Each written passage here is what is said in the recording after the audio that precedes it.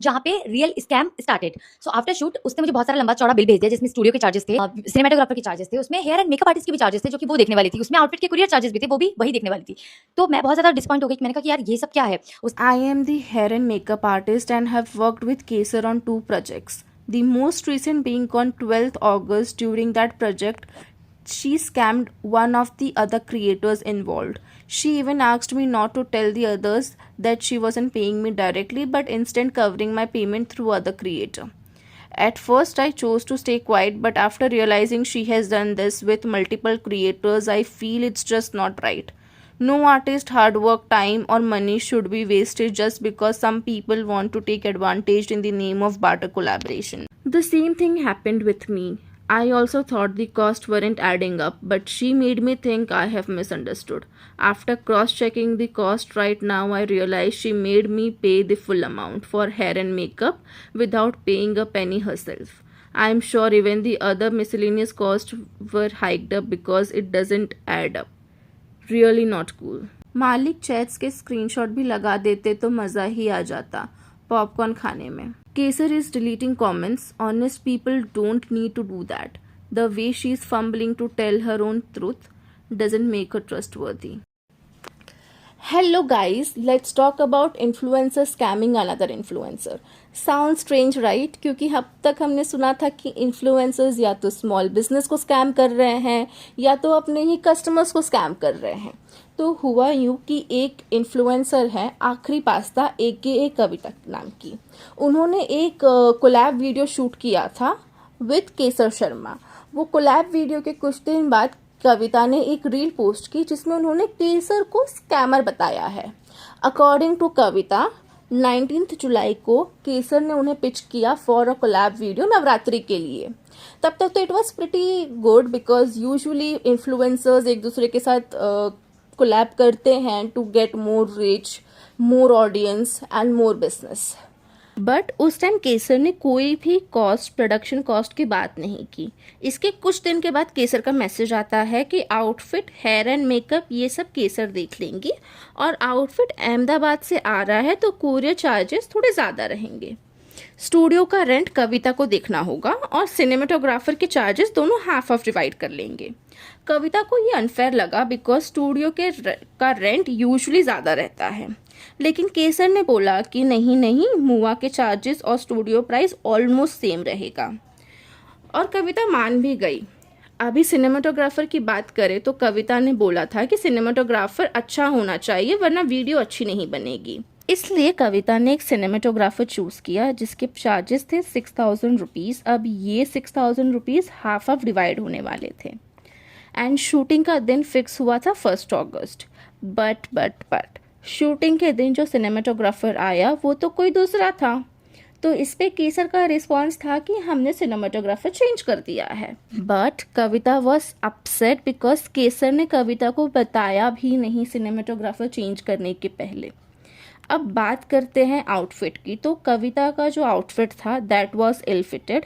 She was already frustrated but because Kesar बहुत दूर से ट्रेवल करके आई थी तो कविता ने उस आउटफिट में शूट कर लिया. अभी जैसे तैसे शूट खत्म हुआ एंड आफ्टर द शूट केसर ने बिल भेज दिया कविता को. अब इस बिल में आउटफिट के चार्जेस थे, मुआ के चार्जेस थे, सिनेमाटोग्राफर के चार्जेस थे. अभी हमने प्रीवियसली डिस्कस किया था कि मुआ एंड कुरियर चार्जेस जो थे वो तो केसर देखने वाली थी, वो भी बिल में इंक्लूडेड थे. अकॉर्डिंग टू द बिल मुआ के चार्जेस थे 6,000 रुपीज़, सिनेमाटोग्राफर के चार्जेस थे 8,000 rupees and 500 was the outfit का कुरियर चार्जेस. अभी कविता का कहना ये था कि जब हमने पहले 6,000 वाले सिनेमाटोग्राफर को फाइनल किया था तो लास्ट मिनट ये चेंजेस क्यों, और उन्हें इसके बारे में इन्फॉर्म भी नहीं किया गया और कुरियर चार्जेस जो केसर देखने वाली थी वो भी ऐड कर दिया.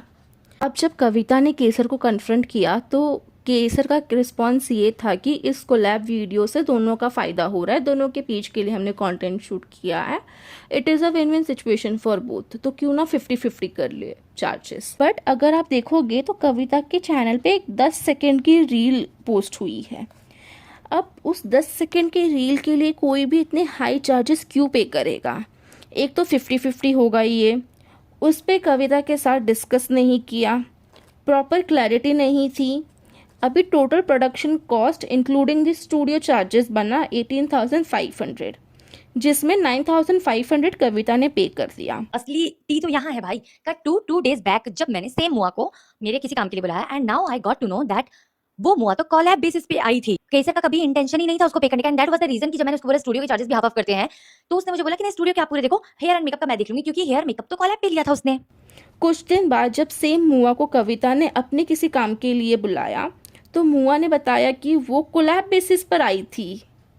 केसर ने मुआ को पे ही नहीं किया था और इसी वजह से केसर स्टूडियो के चार्जेस भी हाफ ऑफ नहीं करना चाहती थी। वो बार बार कह रही थी कि हेयर एंड मेकअप वो देख लेंगी बिकॉज मुआ को तो कोलैब बेसिस पे बुलाया गया है।